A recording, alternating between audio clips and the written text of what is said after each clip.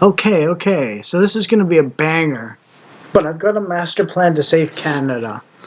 Okay, first step is stoke tensions in immigrants to fracture them into ethnic minorities that hate each other, because a united immigrant front will destroy Canada and overwhelm it. Increase ethnic consciousness in them, of course, but also in Native Canadians, to unite the Native Canadians and fracture the immigrants. So they're too busy infighting to gang up on us. Crash the federal government's free gives or free giving of money and stuff like that through a secession movement of Western Canada or fiscal conservatism winning out. Toss out the most hated migrants to reduce the number of migrants total, and then backstab the initial co-belligerents or allies that are immigrants once they're more of a minority than before in terms of relative population demographic percentage.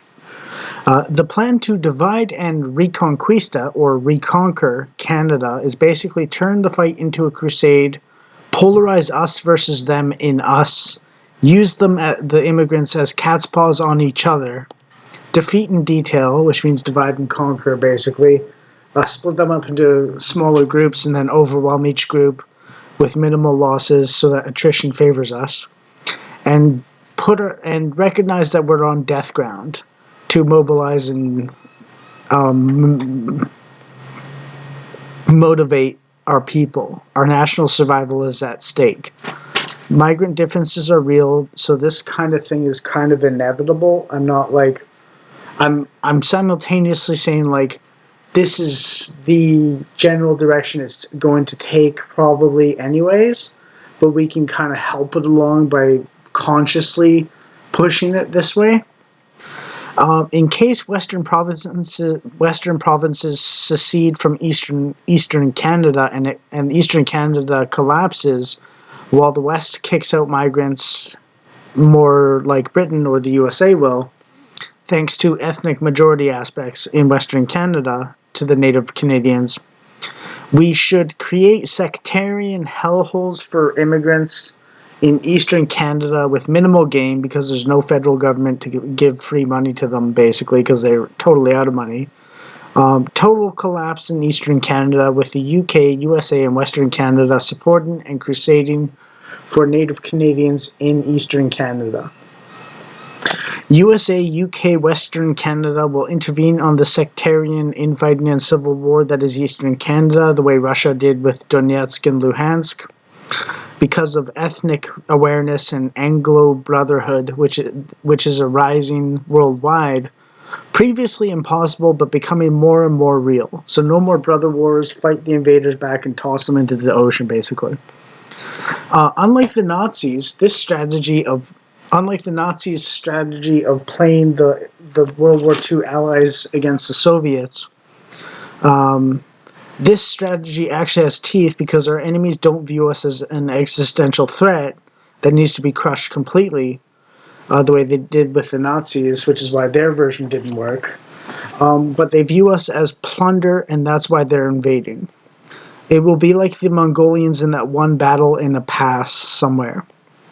The one where there were like 1,000 Mongolians and 10,000 coalition troops, and the Mongolians just left showed 100 of them instead of 1,000, so 1/10 of their strength, and fled after leaving a bunch of treasure out in the open, and the coalition fought each other and killed each other off over who gets the treasure because they didn't see the 100 Mongolians as a threat. And then the 1,000 Mongolians united and killed the surviving coalition members. I don't feel evil for formulating this plan because, frankly, we're fighting for our very survival in our own lands. I wouldn't employ such Jewish tricks aggressively against other nations if our nation wasn't under threat existentially. This must also be the perfidious Albion in me.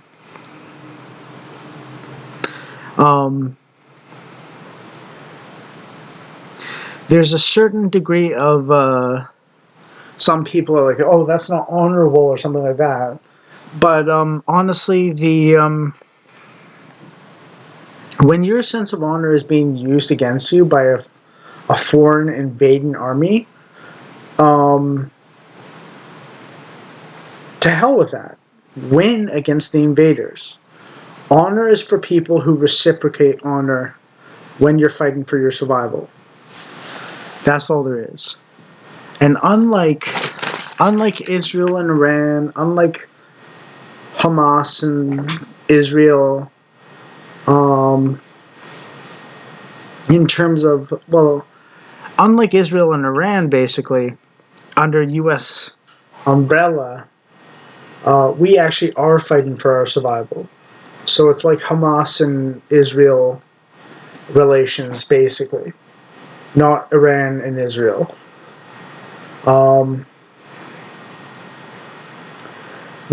Canada did not invade Pakistan, India, Africa, the Middle East, Syria, or anywhere basically except Afghanistan. And that was under US guidance, and the UK did that too. So we're not particularly to blame for a lot of these immigrants invading us. You know, they're doing it because they want plunder, not because they see us as an existential threat legitimately. But we can see them as an existential threat legitimately, and respond with all the Jewish tricks in the book for victory, if that's what it takes, and it's still justified.